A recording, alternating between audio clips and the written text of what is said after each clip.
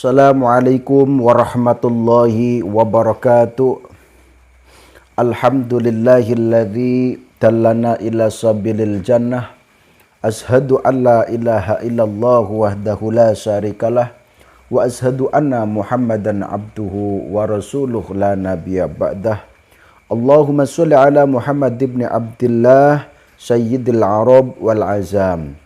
Assalatu wassalamu alaika ya sayyidi ya Rasulullah, khudh biyadi qallat hilati adrikni.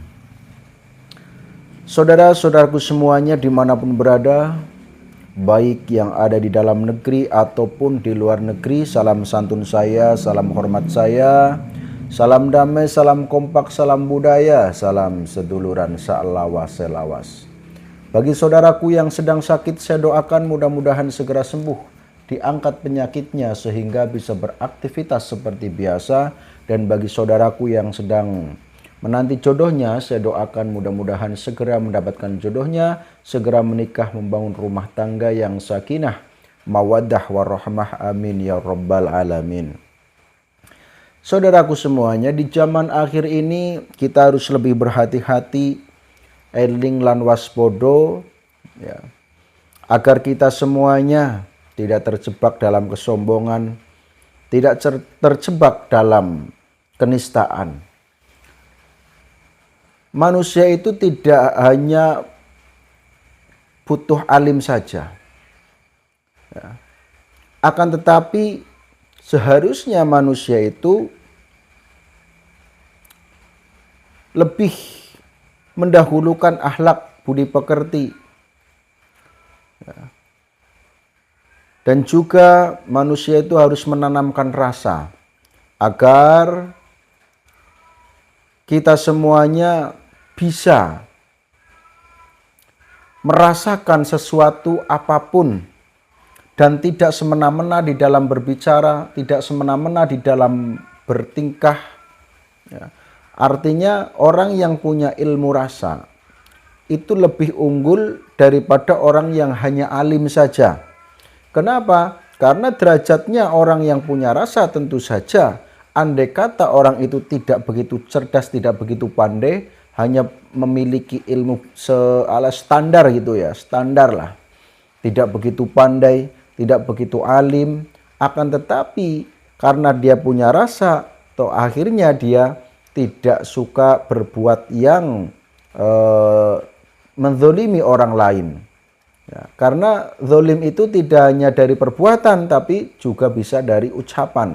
Misalnya ketika orang itu menyampaikan sesuatu, akan tetapi menyinggung perasaan orang lain, kalau orang itu tidak punya rasa, tidak akan pernah orang itu merasa bahwa dirinya itu sedang zolim, sedang menzolimi orang lain. Ya, karena tidak punya rasa, hanya punya ilmu saja. Jadi merasa dirinya itu paling pandai, paling alim, dan merasa sudah benar, dan dirinya yang paling benar, sehingga orang lain dianggap remeh, orang lain dianggap biasa saja, ngomong sak konyong-konyong, menyakiti hati orang lain.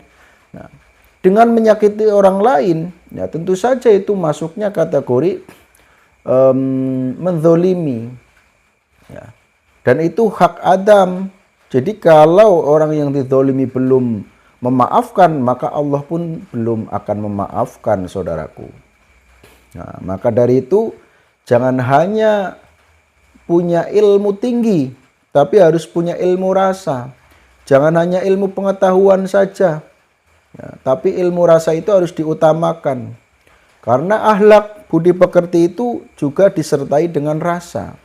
Kalau tidak ada rasa, belum tentu terbentuk budi pekerti seperti itu, saudaraku. Ya. Sombong itu kan batorul haq wa khamtun nas. Ya. Sombong itu menolak kebenaran orang lain, ya, dan merendahkan orang lain, itu sombong. Jadi ketika ada orang alim, ketika ada orang pinter, ketika ada orang hebat, ya, kemudian merasa bahwa dirinya yang paling benar, merasa bahwa dirinya yang paling oke, yang paling jos, ya, orang lain dianggap remeh, orang lain direndahkan.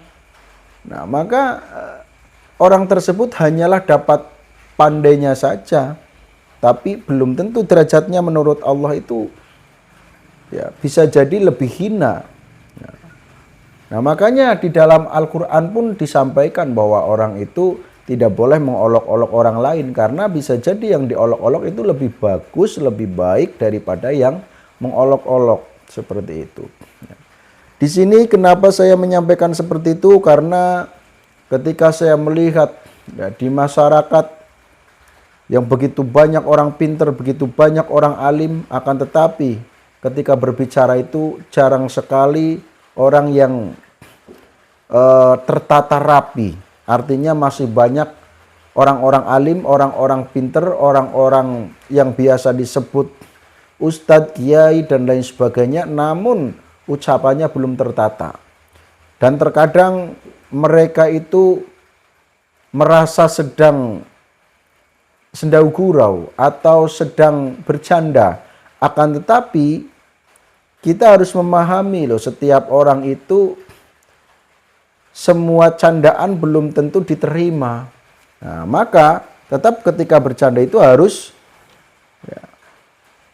kita bisa menyikapi, kita harus bisa membaca lawan, maksudnya membaca orang lain seperti itu. Kira-kira kalau ngomong seperti ini dia marah apa enggak, tersinggung apa tidak.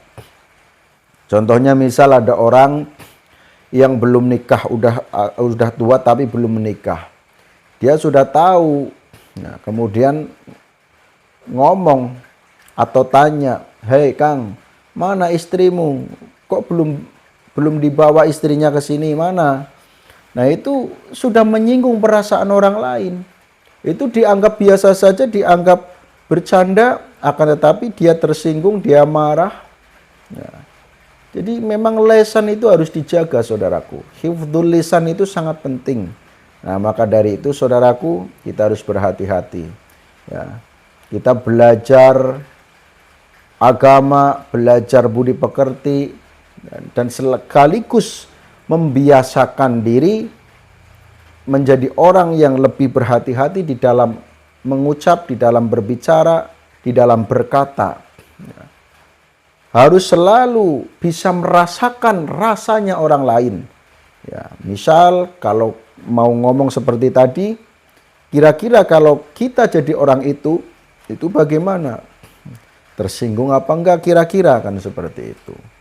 Nah, maka saudaraku, marilah kita selalu berhati-hati, kita selalu belajar, tambah ilmu pengetahuannya, tambah iman dan takwanya, dan tanamkanlah rasa di dalam hati kita. Mudah-mudahan kita semuanya senantiasa dilindungi oleh Allah Subhanahu wa taala. Demikian, wassalamualaikum warahmatullahi wabarakatuh.